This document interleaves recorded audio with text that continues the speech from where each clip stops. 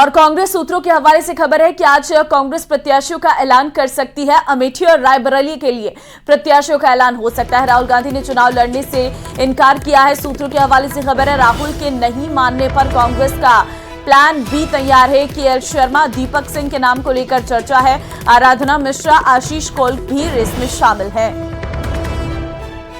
तो फिलहाल आज कांग्रेस प्रत्याशियों का ऐलान कर सकती है, ऐसी जानकारी निकलकर सामने आ रही है।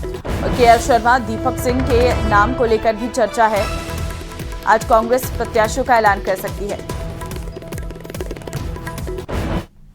देश में इन दिनों लोकतंत्र का महापर्व चल रहा है। 7 चरणों में लोकसभा चुनाव की शुरुआत 19 अप्रैल से हुई है। 26 अप्रैल को दूसरे चरण की वोटिंग हुई है और इस मतदान के बाद चुनाव आयोग वोटिंग प्रतिशत का आंकड़ा जारी करता है और इसी मुद्दे पर अब सियासत गरमाई हुई है। वजह है चुनाव आयोग के आंकड़ा जारी करने में लगा वक्त, जिसके बाद विपक्षी दल इसे लेकर आयोग पर सवाल खड़े कर रहे हैं। देखिए रिपोर्ट।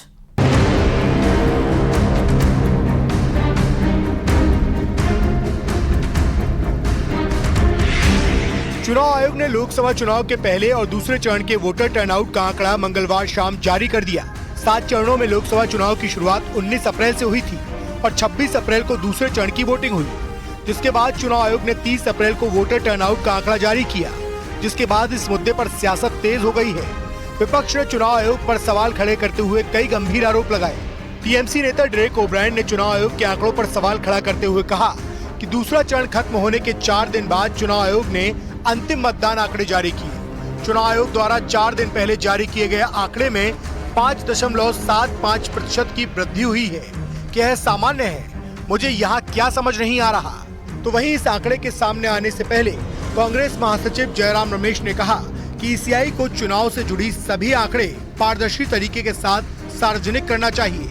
उन्होंने सोशल मीडिया प्लेटफॉर्म एक्स पर लिखा कि ऐसा पहली बार हो रहा है कि पहले चरण के मतदान के 11 दिन बाद और दूसरे चरण के मतदान के 4 दिन बाद भी चुनाव आयोग ने मतदान का प्रतिशत अंतिम डेटा जारी नहीं किया है। पहले चुनाव आयोग मतदान के तुरंत बाद या 24 घंटे के भीतर मतदान का प्रतिशत जारी कर देता था, जिसके बाद बीजेपी ने टीएमसी और कांग्रेस पर कटाक्ष करते हुए कहा कि इनका काम ही केवल सवाल खड़े करना है। कांग्रेस और तृणमूल कांग्रेस जैसे पार्टीज बार बार सवाल प्रश्न चिन्ह उठाते हैं, कभी संविधान के ऊपर, कभी इलेक्शन कमीशन ऑफ इंडिया के ऊपर। हम सब जानते हैं कि इलेक्शन कमीशन ऑफ इंडिया तहकीकात करने के बाद घोषित करती है कि कितना वोटिंग परसेंटेज रहा है। हकीकत तो ये है कि जनता बाहर आके टीएमसी और कांग्रेस जैसे पार्टीज को वोट ही नहीं कर रहे हैं, इसलिए वो बवाल उठाते हैं और बवाल मचाते हैं। दरअसल चुनाव आयोग ने जानकारी देते हुए बताया कि लोकसभा चुनाव के पहले चरण में 66.14% और दूसरे चरण में 66.71% मतदान दर्ज किया गया है। इस डेटा के सामने आने के बाद कांग्रेस, तृणमूल कांग्रेस और सीपीएम जैसी पार्टियों ने पूछा कि आखिर चुनाव आयोग को इतनी देर क्यों लगी। चलिए आगे बढ़ते हैं। यूथ कांग्रेस ने बेंगलुरु बीजेपी मुख्यालय के बाहर एनडीए उम्मीदवार प्रज्वल रेवन्ना के खिलाफ जोरदार प्रदर्शन किया है। यूथ कांग्रेस अध्यक्ष श्रीनिवास बीवी ने सेक्स स्कैंडल के आरोपी रेवन्ना के विदेश भागने को लेकर केंद्र सरकार को भी घेरा है। तस्वीरें भी हम आपको दिखा रहे हैं, जहां पर आप देख सकते हैं किस तरीके से प्रदर्शन किया जा रहा है। रेवन्ना के खिलाफ यह प्रदर्शन देखने को मिल रहा है। श्रीनिवास बीवी ने केंद्र सरकार को घेरा है। रेवन्ना के खिलाफ यूथ कांग्रेस का यह प्रदर्शन देखने को मिला है। बेंगलुरु कर्नाटक की हम तस्वीर आपको दिखा रहे हैं, जहां पर श्रीनिवास बीवी ने केंद्र सरकार को घेरा है। रेवन्ना के खिलाफ यूथ कांग्रेस का एक प्रदर्शन देखने को मिला है।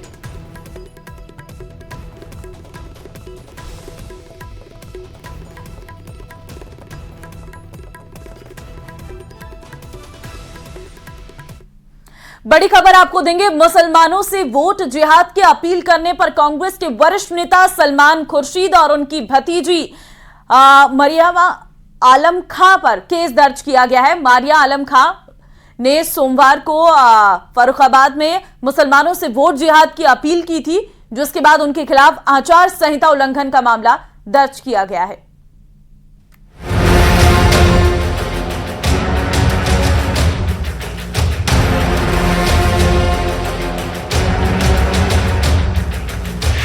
बहुत अकलमंदी के साथ, बहुत जज्बाती न होके, बहुत खामोशी के साथ एक साथ होके वोटों का जिहाद करो, क्योंकि हम सिर्फ वोटों का जिहाद कर सकते सकते हैं। लोकसभा चुनाव के बीच उत्तर प्रदेश की राजनीति में वोट जिहाद की एंट्री हो गई है। फर्रुखाबाद में इंडी गठबंधन की तरफ से चुनावी सभा में कांग्रेस के कद्दावर नेता और पूर्व केंद्रीय मंत्री सलमान खुर्शीद की भतीजी मारिया आलम खान ने मुसलमानों से वोट जिहाद की अपील की। वोटों का जिहाद करो। मारिया आलम खान के इस बयान के बाद बड़ा सियासी घमासान शुरू हो गया है। सलमान खुर्शीद और मारिया आलम के खिलाफ एफआईआर दर्ज की गई है। मारिया आलम खान जो सपा से संबंध रखती हैं का एक वीडियो वायरल हो रहा है जिसमें कि वो धर्म के आधार पर वोट मांगने का प्रयास कर रही हैं। ये आचार संहिता का उल्लंघन है।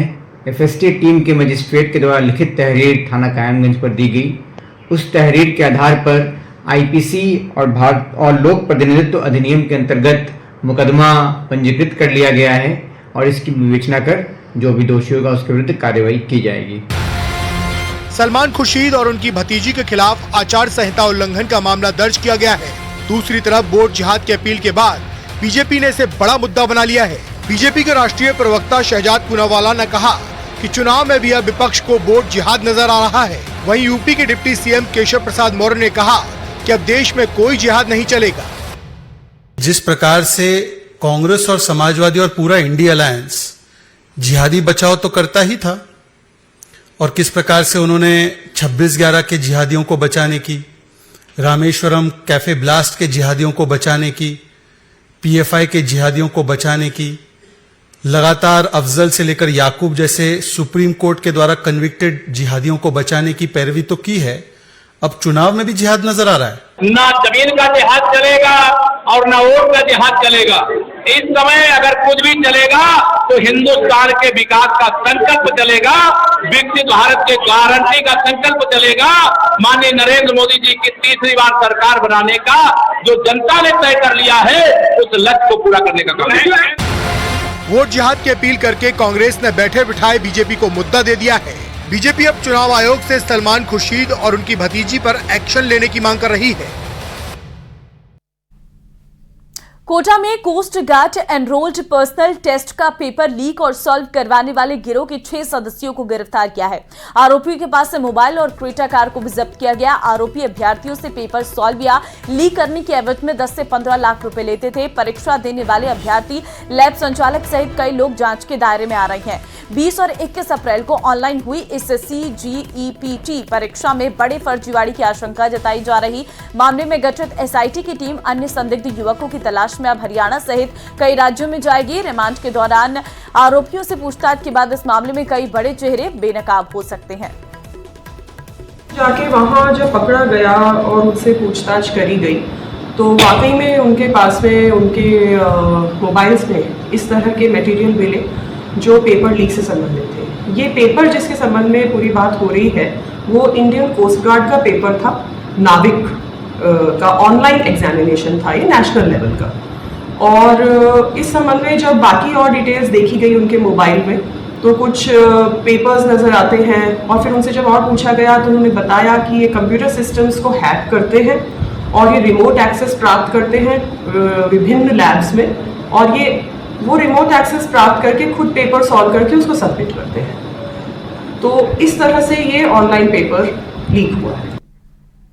राजस्थान के कई जिलों में आग का तांडव देखने को मिला है और आग इतनी भीषण थी कि लपटें दूर दूर तक दिखाई दे रही थी। आग अपनी टीवी स्क्रीन पर आप इन आग की 4 तस्वीरों को देख सकते हैं। पहली तस्वीर हम आपको बीकानेर की दिखा रहे हैं जहां बड़ा बाजार के किराना स्टोर में भीषण आग लग गई। दूसरी तस्वीर हम बीकानेर जिले के लूणकरणसर की दिखा रहे हैं जहां पशुबाड़ी में आग की विनाश लीला देखने को मिली है। आप तीसरी तस्वीर बूंदी जिले की देख रहे हैं जहां एक मैरिज गार्डन के टेंट में अचानक आग लग गई। 75 वर्षीय बुजुर्ग की दर्दनाक मौत भी हो गई है। चौथी तस्वीर आप कोटा जिले की देख रहे हैं जहां एक ट्रांसफार्मर में अचानक आग लग गई और हड़कंप मच गया। अग्निशमन विभाग ने कड़ी मशक्कत के बाद आग पर काबू